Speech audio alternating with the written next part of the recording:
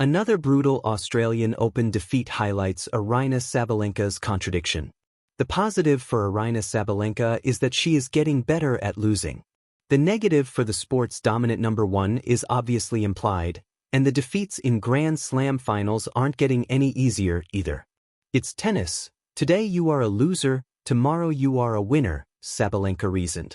As Elena Rybakina overturned Sabalenka's third-set lead, battling from 3-0 down in the decider to win the next 5 games and serve for the Australian Open title, the Belarusian's latest defeat in a Grand Slam final continued a pattern. Sabalenka's consistency in reaching Grand Slam finals is undeniable. 4 in a row at the Australian Open and 3 in a row at the US Open, making it 7 consecutive finals at the hardcourt slams, is a generational achievement. Only 2 other players in the Open era, in Steffi Graf and Martina Hingis, can match it. But her mixed record once getting there is unavoidable.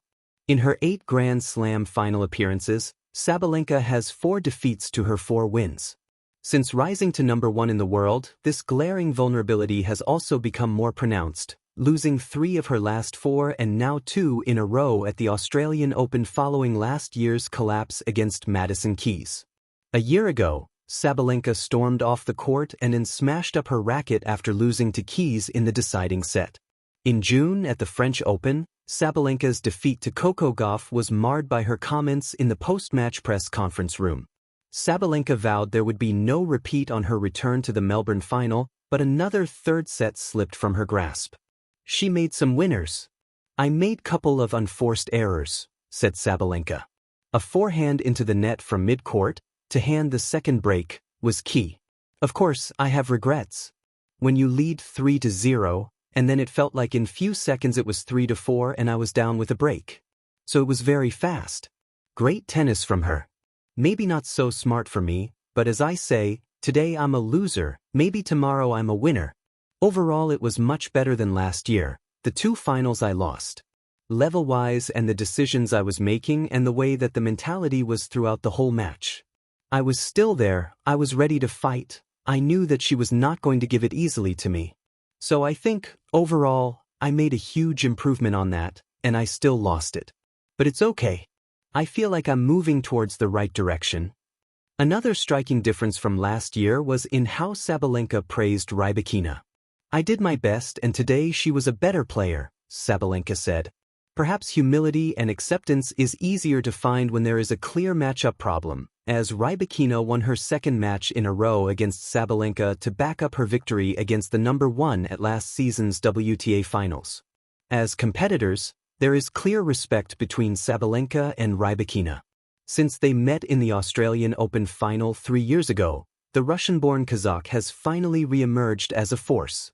Using the WTA finals as a springboard, the former Wimbledon champion has won 20 of her last 21 tour-level matches and 10 in a row against top 10 players. 3.5 years since her triumph on center court, she returns a Grand Slam champion. Rybakina's celebration on championship point was typically understated, the 26-year-old remaining an enigma who combines her destructive game with such a cool demeanor. After a fast start to the final and a deserved opening set, she looked out of it when Sabalenka broke ahead in the decider. In her box, coach Stefano Vukov demanded more energy. Rybakina replied with her biggest hitting and serving. She is one of the few players who can take the racket out of Sabalenka's hand. I think that definitely she has more confidence, and she goes for her shots without any doubt, Sabalenka said. I still had opportunities but the level, from her, was incredible. I feel like she just plays more aggressive. She was able to build great confidence starting from the finals. Definitely a better player. After Rybakina's previous appearance in the Australian Open final 3 years ago, frustrating spells of illness and injury followed. A year ago, Vukov missed the Australian Open as he was serving a suspension from the WTA Tour, amid an investigation into his behavior and conduct. Vukov, who denied any wrongdoing, appealed against his suspension and his ban from the tour was lifted in August. Rybakina also spoke up in his defense. A year on, Vukov received a trophy during the on-court ceremony, with the Australian Open awarding an additional prize to the champion's coach. Since the Croatian has returned to Rybakina's team, she has won more matches than any other player on the WTA. I think it's a win for all the team, all the people who support me, Rybakina said. I just hope that I can carry this moment throughout the whole season and keep on improving.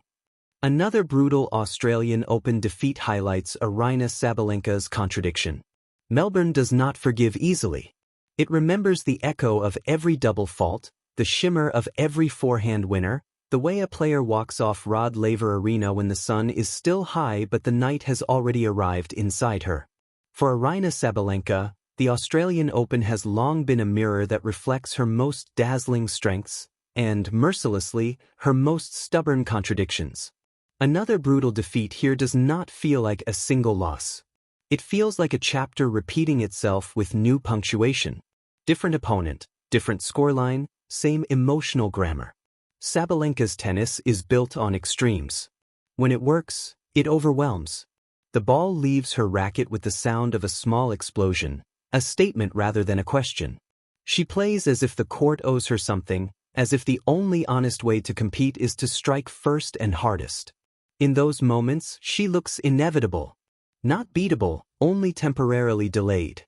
And yet, Melbourne has a way of slowing inevitability down. The contradiction begins with power.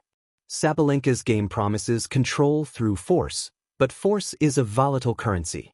The harder she swings, the thinner the margin becomes. Lines blur. Nets grow taller. The same aggression that wins her 10 points in a row can lose her the next 5 in 30 seconds. At the Australian Open, where matches stretch into the heat and the pressure simmers for hours, volatility doesn't disappear, it compounds. This is the paradox at the heart of her defeat. Sabalenka is both too much and not enough, sometimes within the same game. She arrives in Melbourne carrying expectation like a second racket bag. Fans expect thunder. Opponents expect chaos. She expects, perhaps more than anyone, dominance. But Grand Slams don't reward expectation, they test patience. The Australian Open, especially, demands a willingness to wait, to build, to absorb, to suffer.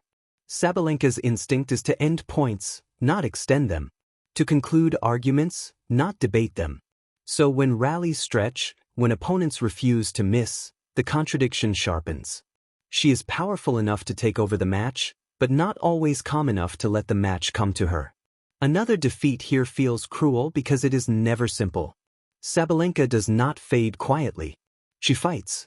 She clenches fists, scolds herself, stares down her box as if answers might materialize in the air.